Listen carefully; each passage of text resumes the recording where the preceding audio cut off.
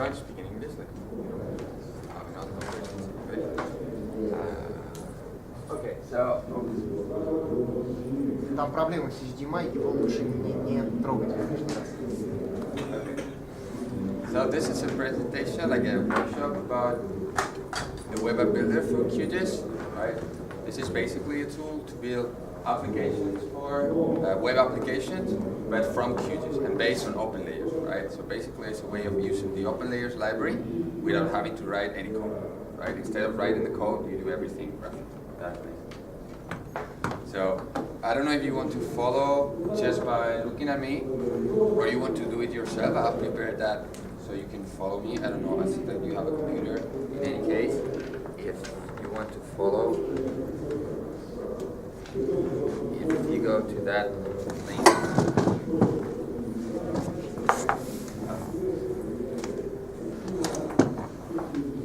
so that will take you to a shared folder, and from there you can download the plugin itself. So the tool is not yet released, but this is a pre-release that I made for this conference. So you just go there, you can download the files in there. There's the sample data, and also there's the tool itself. So you can install it and you can follow me. If not, you just can listen to me, right? So let me check, let me show you.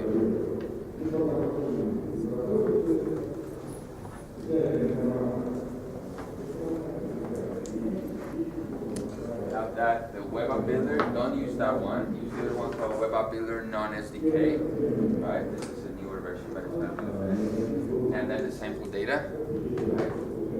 The sample data you can put it wherever you want. The other one is a QGIS plugin, and to install a QGIS plugin. The plugin is not in the repo because it's in the repo, but the repo is private at the moment. So we want to release that once the plugin is more or less finished, because we have this SDK version which is a little bit different, and we plan to have that as an enterprise version. So that's right? I mean, you have the code in there because it's a Python plugin, so you have the code when you download this. But what you have to do is go to your user folder in whatever you have, Windows, Linux, whatever, and you will have this QGIS.QGIS3 folder, right, in your computer. This is how you install the Python plugin for QGIS, in case you have never done that. You go to the .QGIS2 Python plugins, and then you put that in here, right? So you can see, I have the web app builder in here. So you just get that file from there and zip it in .QGIS2 plugins. Sorry, Python. Right? What's the minimum version? It's 2.6 or 2.4, so no problem. I mean, it doesn't have to be a really new version. Could you please show again the link? Yeah, sure.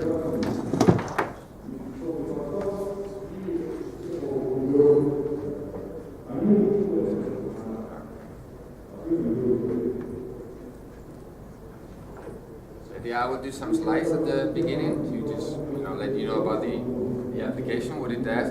Then I move to the demo, and then in the demo you can follow me and you can see what I'm doing, right? Okay. So let me open that. Right. So basically the web app builder.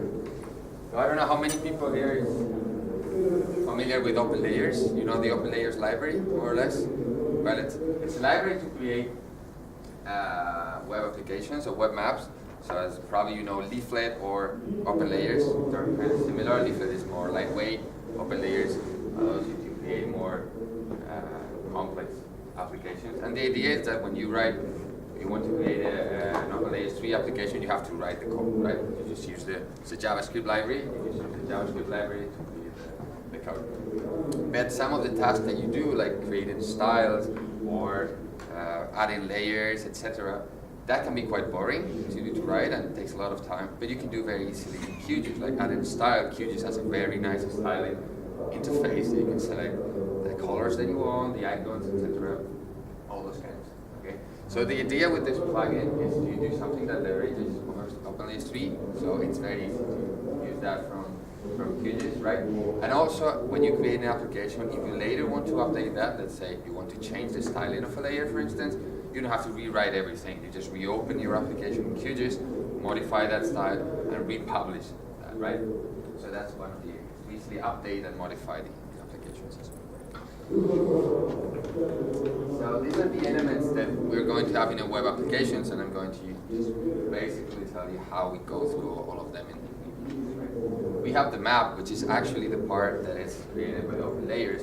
That's the easiest thing, let's say. It's just the map object in open layers. So it has some, some properties like the area that it covers, or the zoom level that it has at the beginning, etc. Right? Then we have a set of layers, and any layer, mostly any layer that you can add into QGIS, you're going to be able to put it into the application. And we're going to see that also. This is true for file-based layers like a shapefile or a TIFF file, but we can also remote ones like a WMS or a WFS, and the web app builder takes care also of creating those WMS and WFS layers if needed. That means that if I have a shapefile and I want to publish it, it will publish the layer, create the service, and then connect to the service from OpenLayer. So it also covers all the workflow that it needs to create it. We have several themes, several different appearances, like, if I want my widgets put in this side of the window, or no widget, or whatever.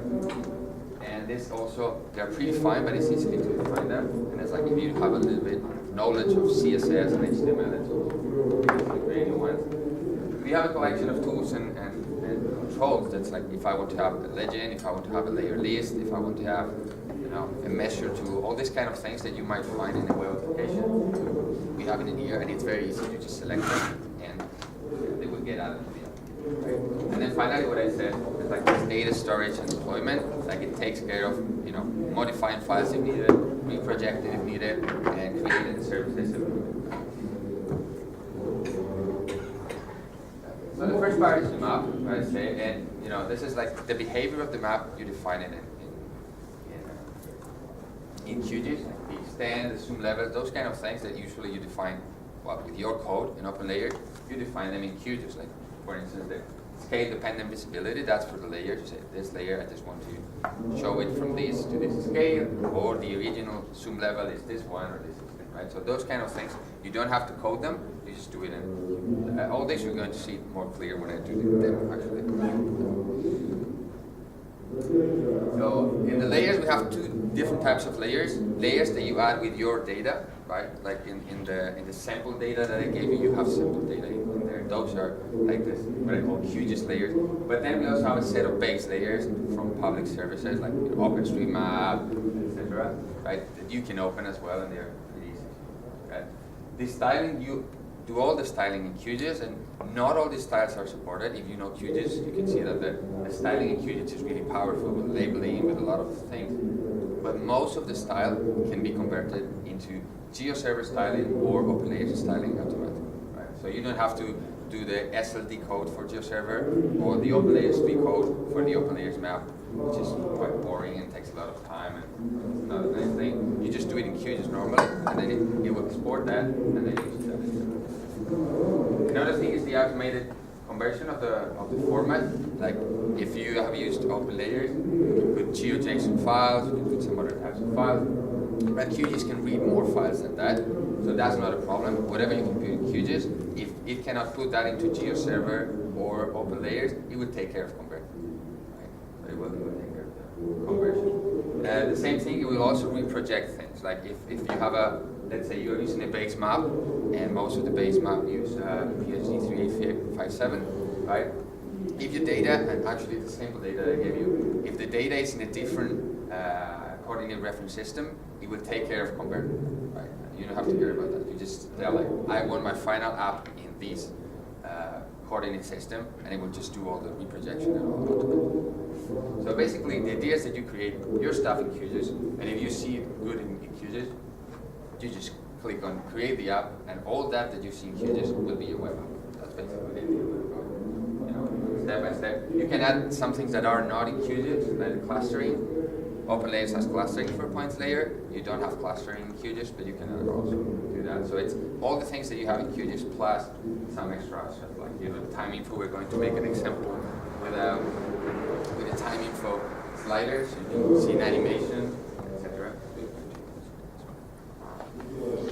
So this is what it looks like. You know, this is the window with all the base layers, and we have base layers and overlays. You know, you can have one base layer and then put overlays on top of that. You know, typical services that are available, publicly available services in there. Here you have the normal layers, the layers that you have in your QGIS project. You see for each of them you have several options, like, you know, is it visible in startup? If it's a point layer, do you want to cluster that? What is the distance for the clustering? You want to pop up, like when you click on that feature, it shows a pop-up or not. What is the content of the pop-up? You know, you can create groups, like this. This here is the group symbol, right? And to do that, you don't have to do anything special. You just create the group in QGIS. So QGIS accepts groups as well. You create a group of layers. That will translate into a group of layers for the open layers web application. Right? We have the themes. As I said, we just have two actually. And it's easy to configure new themes, and you know, with a little bit of knowledge of CSS and HTML, you can create new themes, and then you can share those themes with other people. So all the applications that you create, they have the same look and feel. Basically the idea. With the same layers, with the same widgets and control, you change the theme and you get a different application, which is also like you put your logo of your company, different title, those kind of things. You customize how it looks, right? Are these themes created programmatically, or you have some? No, it's like you have like a template. It's a structure with a template with placeholders, and it's basically an HTML and CSS file, and then it has placeholders that the plugin will fill those placeholders. So one of the main points of this application, I would say, like the most important things is the controls and tools. If you have used open layers, you know that there are already controls, like, you know, basic one, the zoom one. There's like a scale line or things like that. They have 6 or 10, something like that. Basic controls. So we have added that. So to add them right now is as easy as clicking on that. But then also there are other controls that we're missing, like the layer control. Like there's not a layer list in open layers, right? So we created that and we added that. There's a legend, there's a home stand. So controls that we were missing, actually we added them. So now have a pretty large set of controls. The default ones, the ones that we created, and then others that make it look more like a desktop GIS, right? Like attribute table, charts, queries. So I'm going to go through all of them because all the examples that I'm going to show is use several of them. We're going to use several examples. So this is the most important part. Like the part that probably takes more time to develop or to create in an OpenLayers application would be all this the styling and all that, because as I said, it's boring and it takes time. But then this is also an important part to actually add more functionality. Like the basic thing is this: okay, I have my layer, I put my layer on a web app. Anyone can open this website and see my data, and it looks nice, and they can zoom, etc. But if you want to add more functionality, more buttons and things to do there, then we have all these extra controls. So this is a quick show of the controls. We have a layer list, a normal layer list with options like, you know, zoom into a layer, apply the filter to a layer, changing the order of layers. So that's a control that OpenLayers 3 doesn't have. But we added that, and you can add it from the web app builder, right? So basically it takes the layer that's used. We have an attribute table with some additional options like zooming or selection, etc. Right? We have a query tool, so that the user, that means you create the app and you say, okay, I want to add the query tool. The user of this web app is going to be able to do queries. Right? Visualize or select just part of the features in the layer. We have the typical measure tools, we have selection tools. You know, there's things that maybe are not so common in web apps, but are more common in desktop tools, right? So you can have that. And then the tools are linked, right? Like if you have a selection tool, then when you do the other ones that are going to see like charts and something like that, they also apply, they only apply on the selected one. So you need, they're linked, so you need both of them. One to be able to make the selection, the other one to be able to do something on that selection. Is it possible to customize tools? I mean, for example, Yeah. what type of description of tools you have? Is it XML file or something? No, that's actually coded. I mean, that's JavaScript. And this is a different thing. Like if you remember when I saw at the beginning, I said there's this web non-SDK and web app builder SDK to download. The thing is that this one called web app builder that uses the SDK. The SDK is our web SDK that we have abounded. And that's a different approach. Instead of using normal standard JavaScript code for the components, uses a library called React. I don't know if you're familiar with that. It's a JavaScript library for creating components. So it's a more modular thing, and it creates React code that then can be compiled using So I'm not showing that because that's more complex now. So I'm showing this simplified version that uses just plain JavaScript, right, for components. But actually the version that we will be releasing is going to use this one. So maybe at the end I can show you, some example with that other plugin so that we can see how it's the difference. Instead of generating a JS file, like a JavaScript file, it generates a JSX file, which is a React file. And to change one of these components, you just have to edit the React code to customize them. And it's super easy to add new ones. If you have a new idea for one, you just have to drop it in the folder that contains all the components that you need. That's one of the things to make it so modular, so if you want to add more stuff, it's pretty easy. One of the other controls that is a little bit different is this one of bookmarks as an arrayed map. I don't know if you're familiar with the library from CartoDB that is called Odyssey. Probably you've seen that. It tells a map, it creates a map that tells a story. And it's like, so if you have I don't know, like a trip that you make, right? You got like phrases, and then I was here, then I went to Moscow, then I went to St. Petersburg, and then as you click, the map moves and tells you the story. Well, you can do that right with here. We're going to see an example as well. So you define points in QGIS, right? Or polygons in QGIS, and it takes the extent of each of them and the description, and then you can go and sort of browses the map, and you can tell a story with it. And we're going to see an example actually of that. It's like more easy to see than the facts by it. But this is another one of the tools that we have, different things that you can do to create a map. Not just a normal map that you have the map and you move the map, zoom or whatever, but a map that tells a story. You have a panel with text or with pictures, and then as you move, it moves the map automatically. We have a timeline. We're going to make an example with forest fires. So we're going to have a map with a lot of features that represent forest fires, and it only shows the ones with a given period, and then we can animate all that timeline so you see how the fires. That we have a legend, and this is also something that is not in open layer. So what it does is actually copy the legend from QGIS. It exports the current layer in QGIS legend to a set of PNG files, and then open layer. So you see all these things that if you had to code that actually in open layers, that would be a lot of work, right? To be able to create this legend. But we are using as much as we can from QGIS. QGIS already creates a nice legend, so we can export it. QGIS already has a nice interface. So that's the idea, simplify everything that we can by using things that are already in QGIS. We have a print tool, and probably that's something that you haven't seen a lot, but people ask for that a lot, right? So when you have a web app, to let the user just select one area and then click on print and be able to print a nice layout. And what we do, if you're familiar with QGIS, you can create printing composers in QGIS. So in QGIS you define, I want the map here, the legend here, this text in here. So we use that part of QGIS as well. So you create that in QGIS, and then automatically you have your web, right?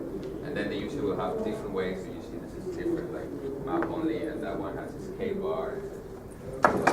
You define that in QGIS using the print composer, and then you have that print composer definition put into the open layers application. So we get some other things that are more advanced. I'm not probably going to show all that.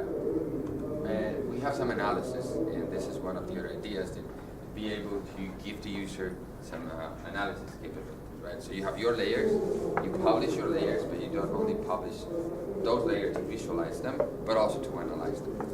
You give the user the chance to perform analysis on the data that you're going to publish.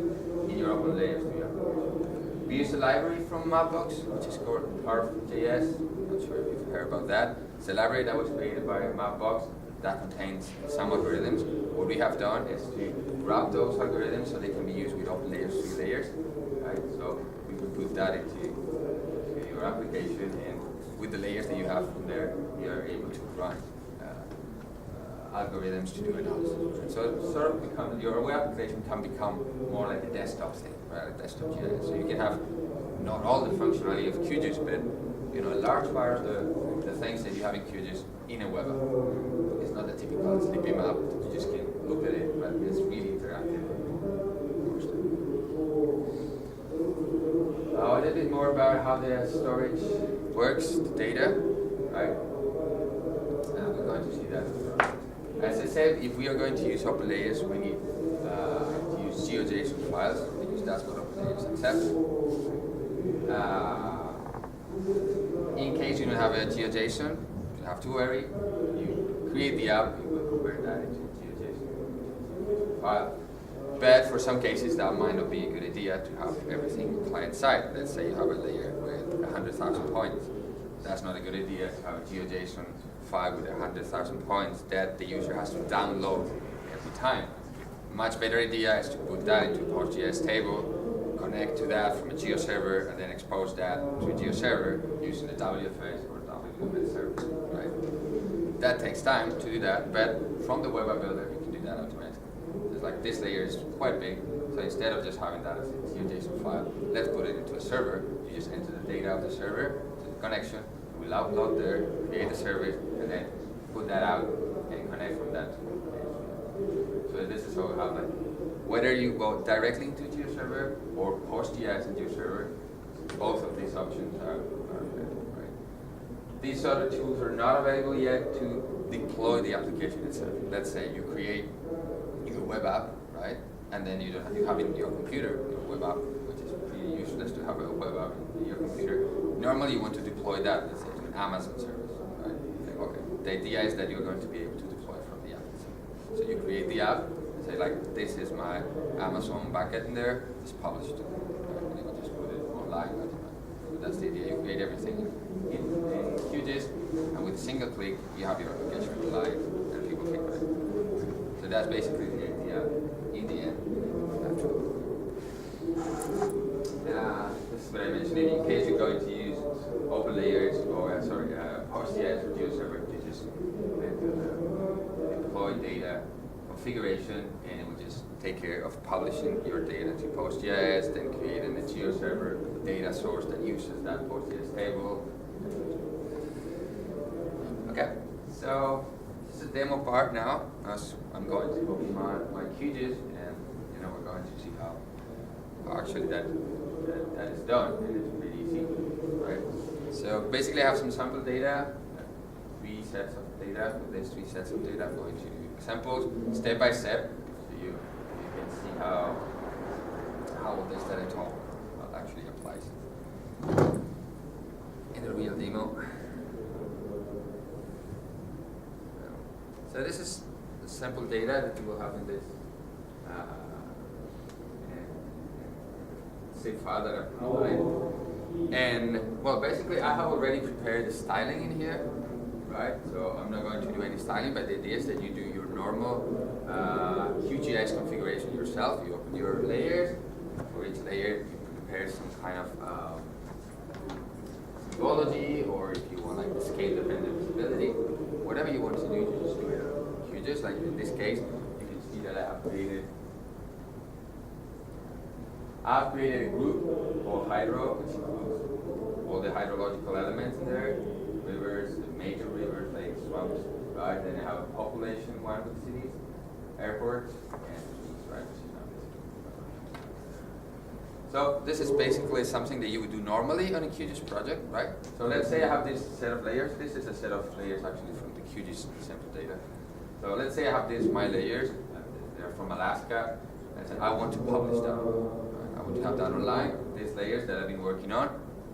I want to have a web application that is exactly that, right? That has these layers organized like that, you know, the airports on top of the population, then grouped like that, with this symbology, etc. Right? So this is what you do with the web application, right? So it's as easy as opening the builder, right? And this is what you have seen in the previous slides that show. It's just one single window. The full interface is just this window with a set of tabs, and that's what you're going to be selecting the elements.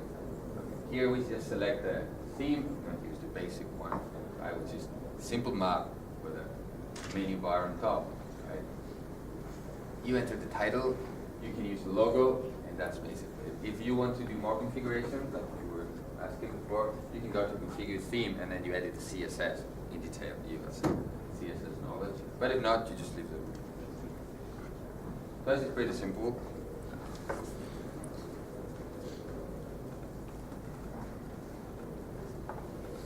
Right. Let's go to this other layers. So this is the one where I select the base layers that I want to add, right? And I'm going to add, for instance, I can add layers and overlays, as many as I want. Then I can group them or not. We'll see that. You know, that's basic. Now, if I just click now on Speed Up and I don't add any QGIS layer, it will create an empty web app with just this color to be placed. The interesting part is to add my own layers, like the layers. So you see, it takes more or less the layers that are in there. The tree one is not visible, so it's not toggle in here. It's not checked. That means I'm not going to add the trees one. And for each of these layers, I can do more configuration. Like I'm going to use that as they are with this symbology, the airplane, etc. And then I can go and add more configuration, right? So for instance, let's do something really simple, but the layer with all the cities, we have a lot of cities, so let's cluster that one, right? Instead of putting it in the normal like that with a lot of points, let's cluster that. That would also make the OL3 application run faster, right? Because it doesn't have to render all the points. So we can just, cluster those points and select the color of the cluster, cluster distance, that's fine. Like that.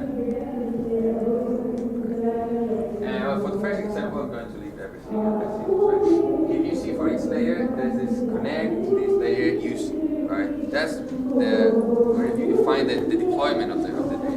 And by default, it says use file directly. That means that with those layers, it's going to create a GeoJSON file, if it's not already a GeoJSON file, and open that directly on the client side with OpenAI. Yep. Can I change my layer name? What do you mean with layer name?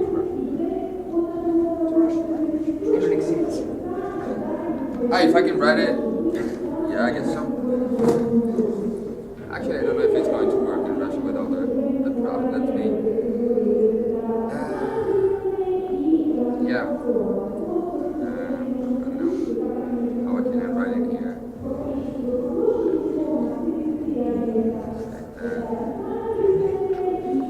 Where do I get Russian characters?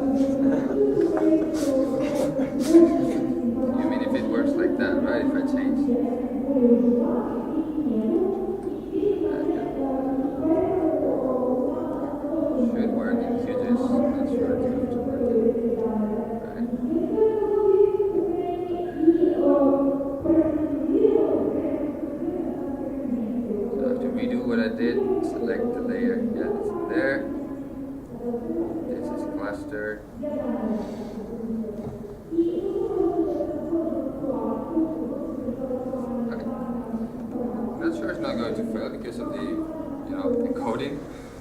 Maybe. First time that I tried with non-standard. Wait, no, I've tried with Spanish. So maybe it will work. Okay. So what I was saying is that I'm just taking all the layers as they are. I'm adding a basic layer, and I was explaining what this use file directly means.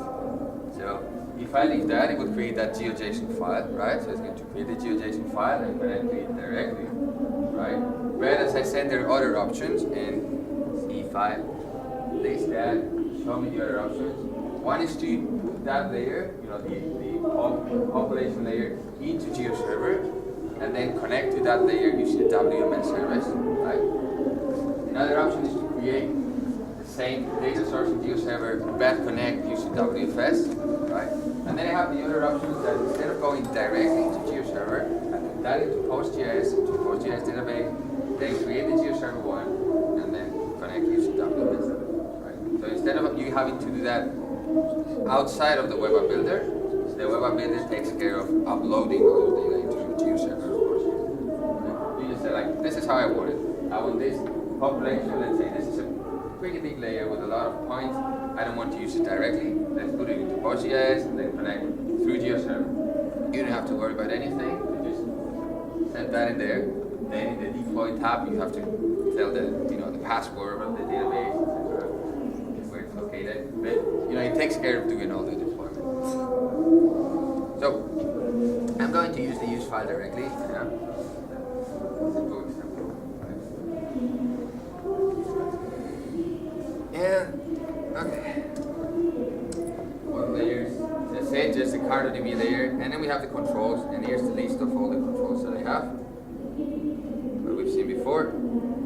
And it's just a matter of clicking on them for the ones that you want. Some of them have configuration, some of them don't have any configuration. So for instance, I'm going to do something very simple at first. I'm going to add a layer list. That means I'm going to have a list of layers. I'm going to be able to check and uncheck the layers, to zoom the layer, filter layer, etc. Things. And I'm going to add something simple like an attribute table. The attribute table, if I right click, I can edit the CSS, but I cannot configure it. There's no configuration for the attribute table, but there's configuration for the layer list.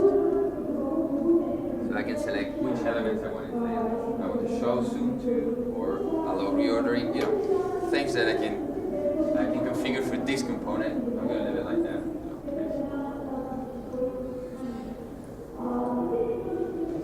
Okay, so that should be it. Right? That should be like my first application. Deploy tab.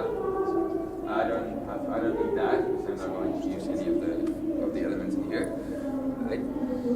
And the settings one, that's more important. Yeah? One thing to mention, you see like the app view CRS that's set to web Mercator like EPS C3857. That is the same one from the CartoDB layer that I'm using, right? So I'm not reprojecting the CartoDB one. Actually, OpenLayers in this version cannot reproject raster layers on the fly. And with the new version it can, but this is not adapted yet.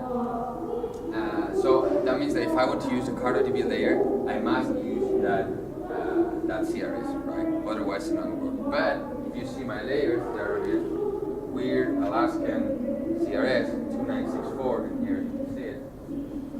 But that's not a problem. QGIS will automatically convert that on the fly, right? So that means that my application is going to use that CRS, and my layers are actually going to be in that CRS, not in the original one. So that guarantees that there's no conversion on the fly, so you don't waste time on the conversion on the client side.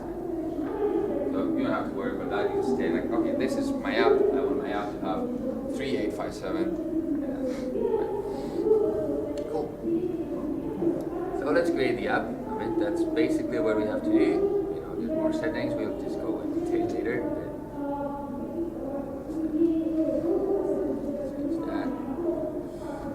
So, quick summary, description, the layers that I want to have in there, how I want them. I want to cluster one of them. CartoDB base 1, just 2 controls, and risks. This is that.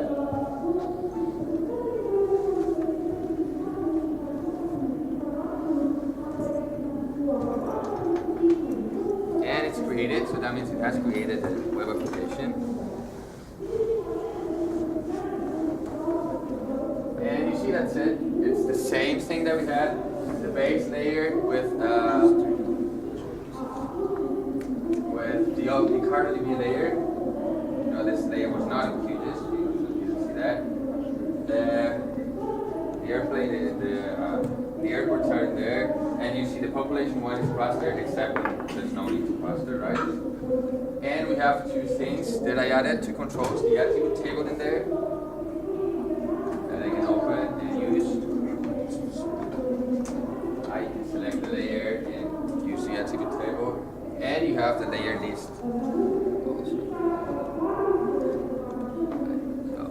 and it worked actually with Russian directions. So that's it. You see, you create your stuff into QGIS, and then with a single click, you have a web app. This is a web app. You can put that online right now, upload that, insert that, and that's a web application. Right? I'm opening Chrome. You can see like it's a file, and I'm opening with my web navigator. Right? Any question? You get the idea. Can I load my own raster files as a base layer? You can load your raster files as a base layer. Yeah, what you can do is actually, there's two options to do that. You can very easily define new base maps, actually. This is like in the configuration, like manually adding them to the plugin. That's super easy. And if your layers are just in your file system, you can use raster layers and then use the GeoServer and GeoServer WMS thing. So yeah, then you should be able to use that. But one better option is just to change that. Actually, this is done. I can show you.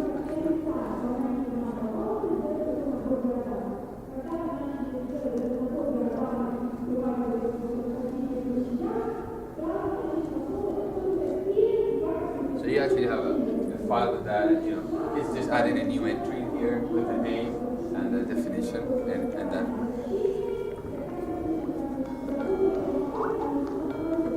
Okay, so you can just do there. Sorry. And adding in here, then you will have it will show in there the same icon and everything. So it's really quick. Let me turn up Skype.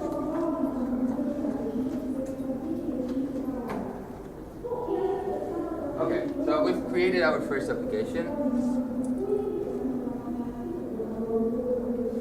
And okay, there it is. Background. Right. And you see the cluster, you see everything. One thing that you can see is that actually it preserves all the symbology, including the icons. That's quite tricky actually to do. And when we are going to see the selection later, that's even more tricky. So you see that I was using the icon of the airplane, and this is still the icon of the airplane here. And what I'm going to do is to update this application. As I said, now if I do changes, I just have to add a single change. I can republish the application. So let me, for instance, add selection to it. So I'm going to be able to select this. Actually, it's rather useless right now because I don't have anything to do with the selection if I don't add any of the other elements, any of the other controls, but just to see how you can select, and I can show it to you. So I can recreate the app now. I don't need to. I can save the project here, by the way. So I just prepare my stuff. So let's go to the same thing, place. I just go back and reload that. So you see now I have a new menu. You just click on something and now I have a new menu. And you can select my rectangle. And you see that it actually keeps the styling, the color of the selection even takes that from QGIS, right? You see the airplane is the yellow airplane. That's one of the trickiest part. Like you'll be able to make up the layers, do that kind of selection. That, it uses the same icon but with a different color. But just like adding a single click in here. So I just selected one extra element and now it changes my app. And now when I go to my app, well, I have some new behavior. Like I have this selection available and I select stuff. So let's move to some other examples that are a bit more elaborated. I'm going to add more components. in here, but then when I'm going to do some other different examples of that, right? So let's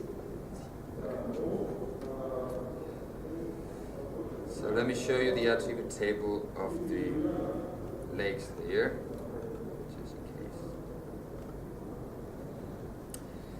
So if you see that, I have created this layer that has typical values like the name, the area, and then a picture, and then I have added this text, which is a bit of HTML that actually is the image, an image of that lake, and some text.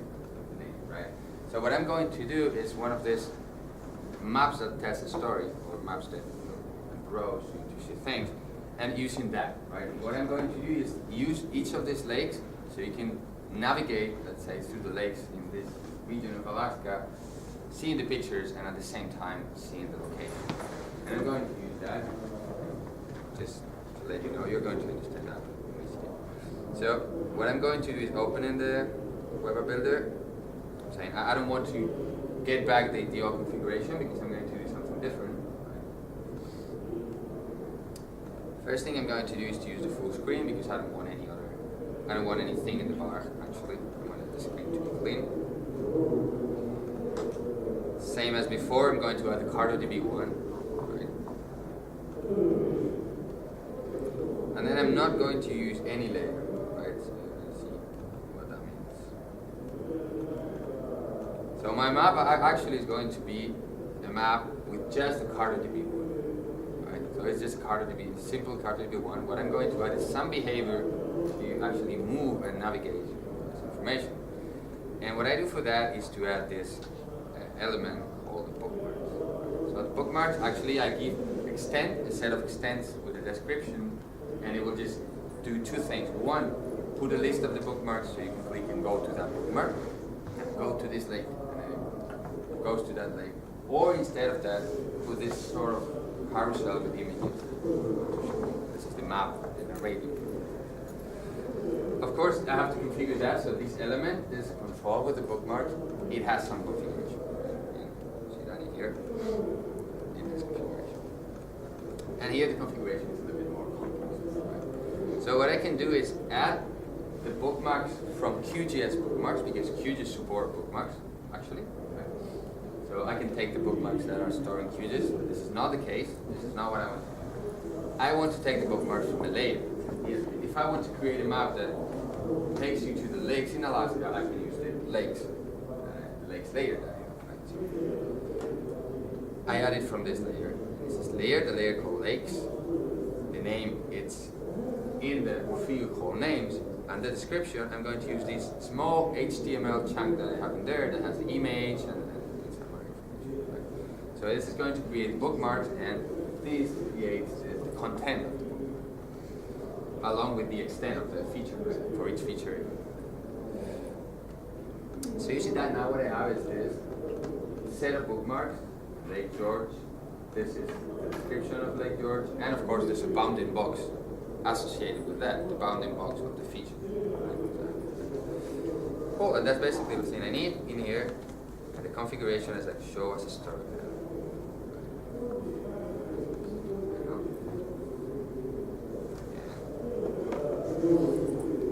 Something in here. Lakes.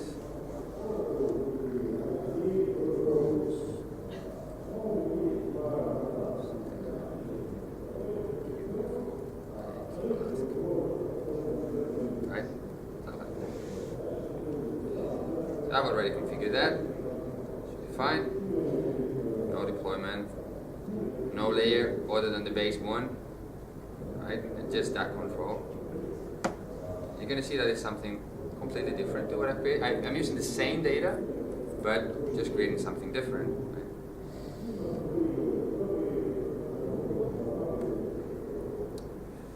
So you see, this is Alaska Lake, Road to Beautiful Lakes of Alaska, and as I click and I go through the images, it takes me to exactly a different way of things, right? I have a story panel that actually tells a story, and with each one of these images, it moves the map, it pans the map to a different. I can change actually the behavior if I want to be a bit more jumpy. I can say like, instead of go to hand view, that looks a bit nicer. And I just do create the app again, to the same place.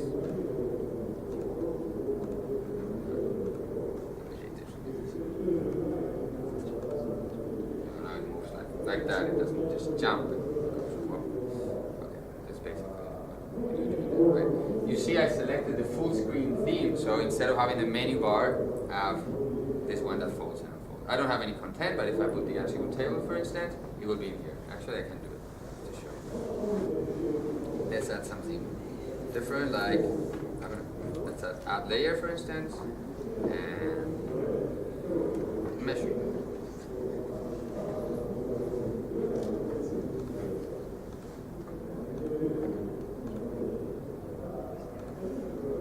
Update, same app, but now it has more content in here. You know, add layer and measure. Add layer, I can add my own. So I give the user the possibility of uploading his own layers, right? Add layer, and the user can upload a layer. If you have a GeoJSON, you can upload it in there, or a KML file, for instance. Or the measure one, I can actually take measurements of distance.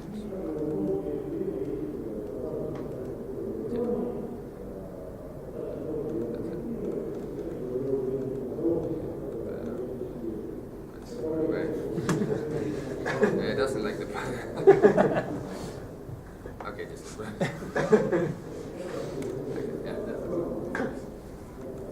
okay, so you get the idea that changing the configuration, it can change what the application looks like, right? So another thing that I can add is charts. Those are pretty useful, and by adding charts, I'm going to show you how the selection can be used, right? I give the user just a little bit of analysis capability. So the user is not just going to be able to see the data that I publish, but also to get some information, do a little bit of analysis from the data. Right? And sorry? Don't get that. What do you say?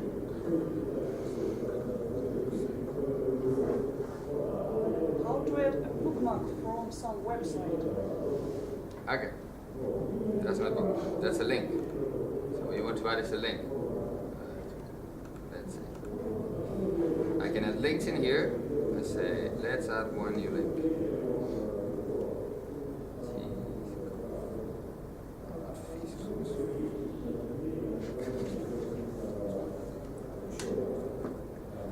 How to add new links? So what you mean is adding a link to some place, to some other website? It means adding in another feature with another feature in the lake layer. Or Having another bookmark. If you want to add that, it's easy. Like you do things in QGIS. So you go to QGIS and you edit the layer. Yeah, you right? just draw one. Yeah, that's it. I mean, I can do that. Like if you want. So you just go to the. I took the bookmark from the layer, so I can just add in there and just do that, right? I can toggle editing, and I can move a lake or create a new lake. I can change whatever I want in the layer, right? That's the idea. You do your things in QGIS, right? That's more or less, if I understand, right? It's a bit like. Can I add some bookmarks by my hand in bookmarks configure? Yeah. That's it. Like if you see in here.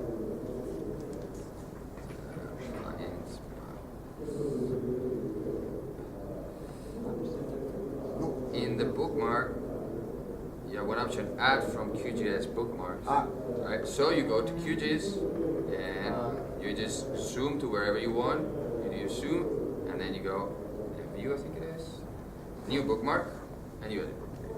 But is it possible for a user to add their own? The user of the application, the web app? Yes. No. Yeah, that's not. I think this was the question. Yeah, no, that's not. That's a good idea, but actually you have to get something where that's the store. So you need to put a database behind that to store the bookmark. So what does the data get uploaded to when you upload a GeoJSON in your web app? In this case, if if it goes to And you have GeoJSON, this widget to upload your data, add layer. let me show you.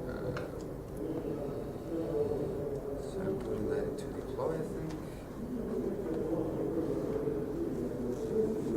So this is what I'm creating, right? This folder. This is all that they have to create, this folder. And you see there's a layers one with the GeoJSON files. So it gets pushed to the web server. Yeah, well, actually create a folder, and then with the folder you just deploy it where you want. Oh. If you use the other option, the GeoServer or HostGIS, it will just upload it. But if not, it just creates this. You put that into your Apache. Okay. So, what is just to show the other option that we were doing? When it's rendered in web, it uses the QGIS symbology. Yeah, it uses exactly what you do in QGIS, right? You can see. SVG markers, yes? Hmm? Only simple symbology can be converted, or symbol with many levels of size No, actually, can be converted. if you see the population one, it looks simple because it's just, you know, this dot in there. It looks simple, but this is a multi-level one. Actually, it has 2 levels, right? So you can put as many levels as you want. And it will, yeah. Actually, so and also all the SVG symbols. So most of the symbology is supported in this case. Also, if I add zoom levels, Yeah, the scale dependent visibility, you can add it in rules. ways to add it. What about labels? Labels. Priority? Yeah, labels work, but actually, I can show you the labels, how they work, but for some reason in Mac, the size is a little bit different with this game, but I will show you, yeah, sure. I can, let's put And labels level on the airport, for instance.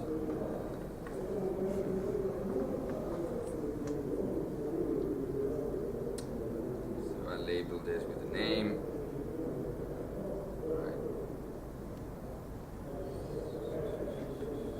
Right. Let's make that a little bit smaller because the size isn't here, as I said.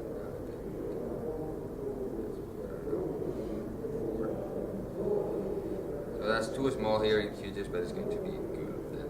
So this is something that we have to fix. If you use Windows or Linux, it should work. Okay. So now if I go to same thing, plug in Web Builder. Let's do something just from scratch.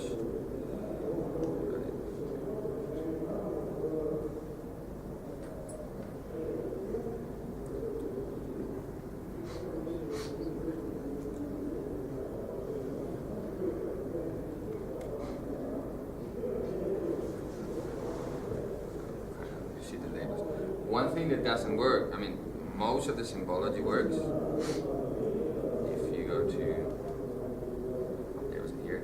But if you use any of these data dependent things, that's like, you know, you add a rotation depending on the value, that's not gonna work. That's too complex, right? So not all the symbology can be transferred. It's like crazy. Yeah. How about size of SVG markers? The same thing. I can change Same. the size. In QGIS, we have millimeters or map units, and Yeah. in application we have pixel size. Yeah. Actually, you have to use. And I have tried before this plugin. They Yeah. see that in QGIS and in Yeah. web app I have They're not not the supported. same. No, they're not supported, both of them. Actually, if you use a SVG marker, you should use that in millimeters. Right? And so more or less it takes the estimations from that. Yeah, if you use like map units, so it's always going to be the same size. It doesn't adapt to the soup. Yeah, that's something that. But in QGIS 2.12 there are pixel units Okay. for I markers. didn't know about that. Oh, cool. So then that's definitely good. Okay. Thanks for the advice. I haven't seen that. So yeah, it's the same thing. I mean, you can change that if I want to make this look bigger. I can make it look bigger actually.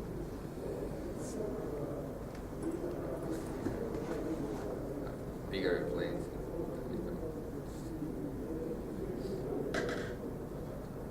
exactly the same application that I created before, different data.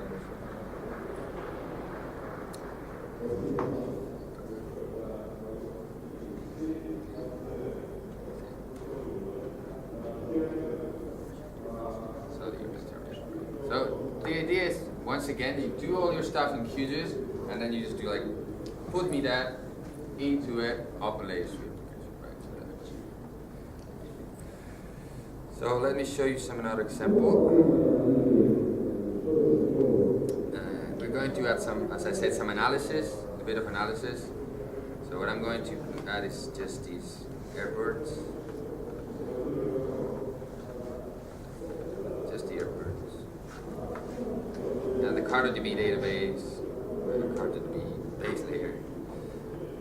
And then I have this called charts, right? And this also requires some configuration. So basically what I'm going to do is let the user select whatever airports you want and show some statistics in the chart, right? It's a chart based on these things actually. So you don't have to encode all that, you will do that automatically. And I have to configure that as well. I have several types of charts.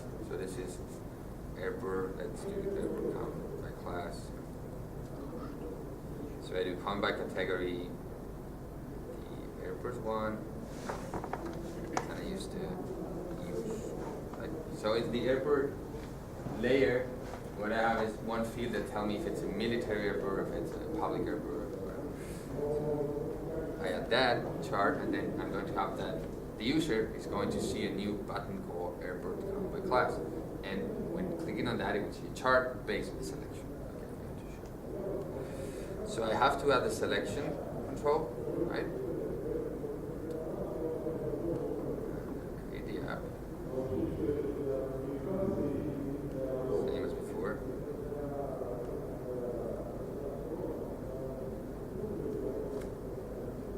See, I only have the airplanes right now here, but I have my chart button here. So the first thing that I can do is open this airport count my class. There's no selection. I don't have any airport selected, but I can select them. So I select this one. Other military civilian. So you see it's super easy to add this analysis functionality without having to code it. Right? You just, now you publish that online, and you have the airports layer. Like I want to publish that so people can check this layer and people can do some analysis. Another option that you can do actually, if you want to give more possibilities to the people when they use that, is to allow downloading the layers. And to do that, it's pretty easy to just add the layer list. Show download. Same thing, create the app again. Exactly the same thing, but now I can download. If I click on download, I get the layer. So the user will have the chance to download. The idea is that you have some data and you want people to use that data, so you put it online, and well, whatever you can do graphically in QGIS, you don't have to code that. So you get an idea of the complexity of all that. I mean, this is what you would have to create by hand, adding all this CSS and JavaScript files. It's not something that you do easily, actually, so it takes time. Right. Okay, and yeah, we have 15 minutes, like that. You have questions? Feel free to ask questions. Yeah. Question about WMS server. As far as I know, QGIS has its own QGIS server. WMS WFS server. Can you use that one instead of GeoServer? Not at the moment, and I don't think we will add that. That would be really great because the symbology is exactly the same. Yeah. So it supports all the symbology because it has the same symbology parser inside. But at the moment, no. But it shouldn't be difficult actually. The piece of code that actually deploys to GeoServer to change that. You don't have to have another component. Yeah. Survey. But I don't see that anytime coming because we are boundless. We use GeoServer, we don't use QGIS. Okay. So it's a matter of like my a second question is similar. Well, company thing, right? how do you estimate porting this one to leaflet instead of open layers? Probably not that easy. I mean, in terms of the symbology, there's another project actually that I want to share with you. I mean, this is the project that we do with OL3. I can tell you a little bit of the story about that one. That was this a QGIS 2 leaflet plugin for QGIS, actually. It's very simple. It basically just does the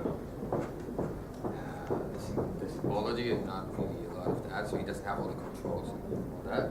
It says that was created like, I don't know, 1.5 years ago, like that, maybe more. And when that was created, I created the same thing for OpenLayers, QGIS to OpenLayers. Right? And then we had this thing like QGIS to OpenLayers, QGIS to Leaflet, and we decided to merge. And now it's called QGIS to Web. But since I started working on that and making it more complex, I stopped. So now there's people, and actually it's quite well maintained, the project. There's a QGIS to Web plugin that you can download, and it creates leaflet code or OpenLayers code, but it doesn't have anything of all the controls that you have here. It just has this symbolic. So maybe to make this plugin create leaflet, in the part that is the symbology, that would be easy because we can take the code from this other project. But then all this, the attribute table, the charts, whatever, adapting that to leaflet, that would be like, probably as much work as creating that from scratch. But since you're using React, it's modular, right? Yeah, maybe they can be. But the React components, they assume that your layers are open layers, free layers, not leaflet layers. Right? So maybe it should be a little bit of refactoring in there. That I can tell you that we have no for obvious company marketing reasons. We develop open layers, we don't develop. But definitely would be great. Having the two of them, that would be super good. Actually. So yeah, I was going to show a last example, which is a different type of thing. I'm going to switch to another data project actually.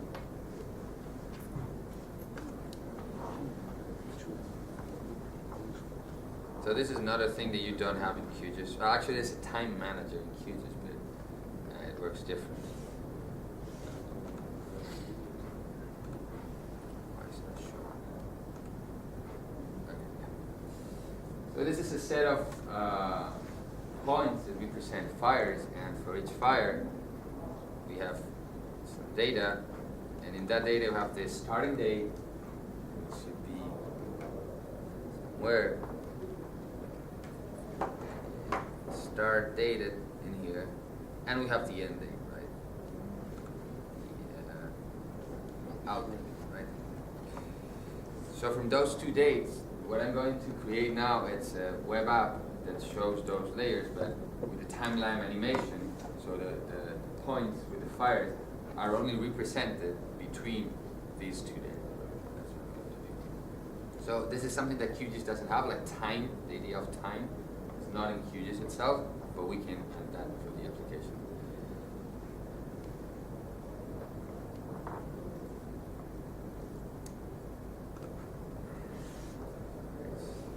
Same as before, I can add a base layer here. And then for this layer, this is this layer time info that I haven't used. So I can define the time info of the layer. So that can be like, all the layer has the same time, and then I animate between layers, or within the layer, different features in the layer have different.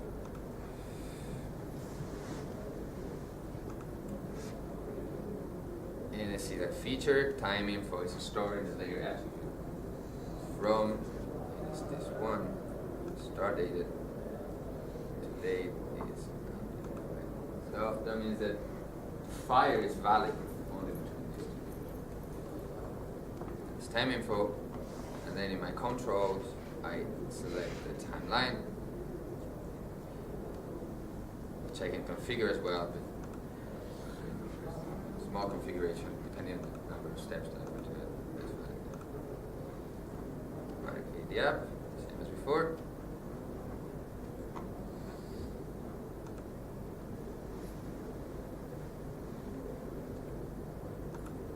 Similar layer is empty at the beginning, at the time of the fire start. You see, this is another type of thing that it's not obvious to create that when you have to code it, but the QGIS interface, it's pretty easy. Of course, I can add the normal things in here, like layers, layer list, the legend, all the attribute table, all the elements, right? Actually, I'm going to add something. For instance, I'm going to add a pop-up for the layer.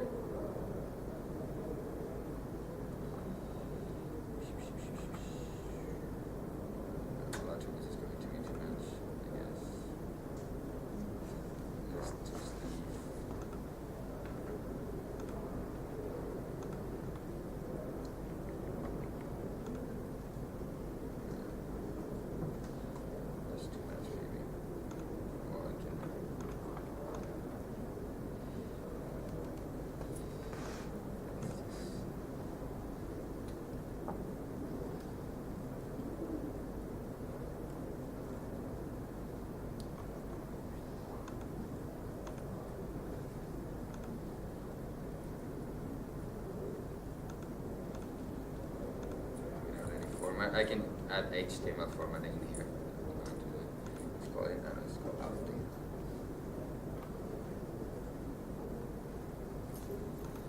Right.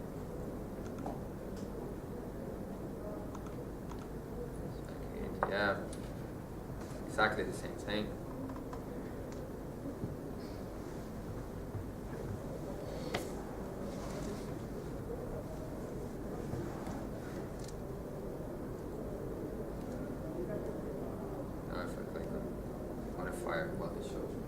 So I can add a pop-up that shows up with the content of the feature. In this case, just the 2 dates. I can add HTML formatting, an image, whatever. And well, basically, I guess you get the idea. The idea is you have layers that you want to publish. You have QGIS to set up most of the stuff, like symbology, like the zoom stand, like how you want your pop-ups, whatever. And then with the web app builder, you're able to publish them. That's basically the idea. It's a tool to create web applications easily without having to write any code. And it's based on layers.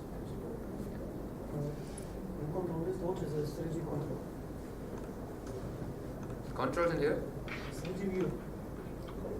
Where do you see that? On the left. The CD. Well, the CD view in open layers, there's this sort of project called Cesium. I don't know if you've heard about that. It's a globe, so that's a globe that you can. I can add it actually. Not sure if it's going to work in here because I don't know if I have that installed. Cesium.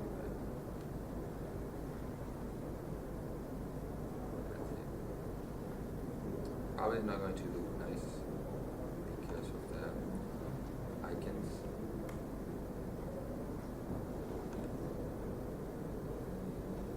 So this should be a 3D.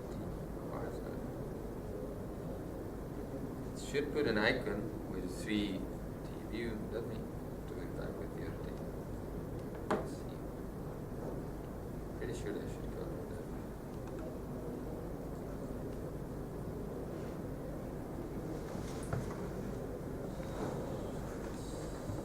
This is used to population.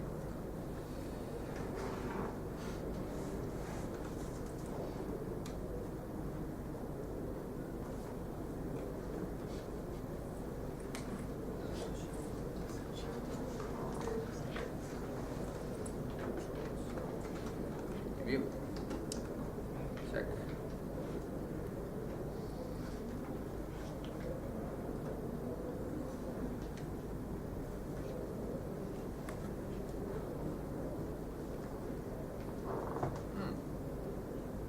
Maybe it's a CSS button. Well, actually what it does, it adds a button that says 3D.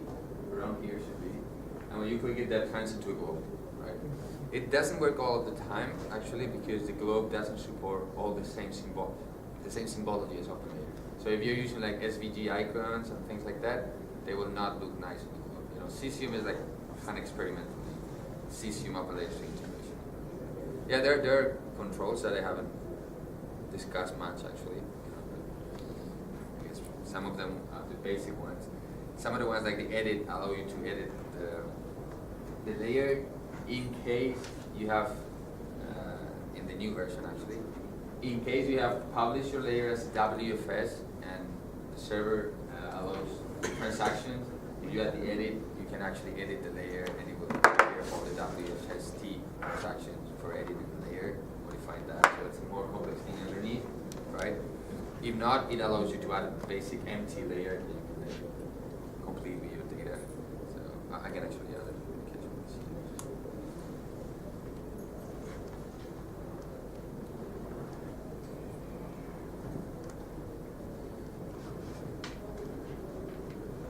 There's the edit. So I can add a new layer. Time point with no attributes.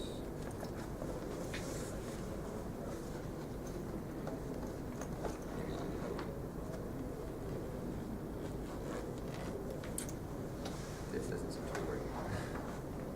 So, well, the idea is that you can add a layer and then edit the layer, but it's not letting me do that. It must be broken. Sorry for that. So the idea is to have this web builder in a few weeks publish through the normal QGIS plugin server. So right now it's not available. There's the private repo. We will open the repo and then publish it. Normal. So you're invited to test. Hello. It's available It was- boundless repo, but doesn't work. Yeah. No, but it's not available in the repo. Yes. Repo. I can install it through. Really? I think it's available. Boundless QGIS app builder. This is a private repo. You have hacked our account or? Well, you said, okay, yeah. There was a very old version that we released with our Boundless Geo QGIS, and that's like an old one. But yeah, that was like a test. So, okay, it's not the same thing. It actually doesn't have the same code base. Right. Yeah. But yeah, this repo will be published. Now it's published. I can see it. Okay, so if you have questions, sure. This timeline widget, does it use WMS temporal or No, it actually on the client, right? it's on the client and it uses what you add. I mean, it filters GeoJSON features. Yeah, or if you have like, let's say you have several raster layers, like several, aerial photos from different times, you set a time for each layer and then it uses that. So this is the option that you have in here. Population, the layer time info, like no time info, but or single time for the whole layer, like this layer represents the photo from this to that day, or if it's a vector layer, there are different times for the feature. But it doesn't read any of the WMS time. Okay, that's another good idea. Okay. So, yeah. When are you planning to make this plugin available in a repository? Yeah, like in, I don't know, I would say 1 month. 1 month? Something like that, yeah. I mean, we have the plan to release 3 plugins. One is actually going to be released Monday or Tuesday. It's a GeoServer plugin. And then the other plugin that I presented in there, like GeoGig, will be later. And then this one. So in the span of 1 month, maybe more, we plan to publish the 3 ones we've been working on. So probably not exactly this one that I've been showing. Probably the other SDK based, the one based in component, which is more. It's actually better, but it's we still have to finish some things because it has some extra functionality, but I'm showing the simple one here because it's easier. But yeah, I would say that something like that. So if you keep track of the Boundless Twitter or the Boundless blog, we'll for sure publish some entries in there to announce when this is available. I would say 1 month. Okay. Any more questions? Anyone? Okay. Thank you very much. Thank you.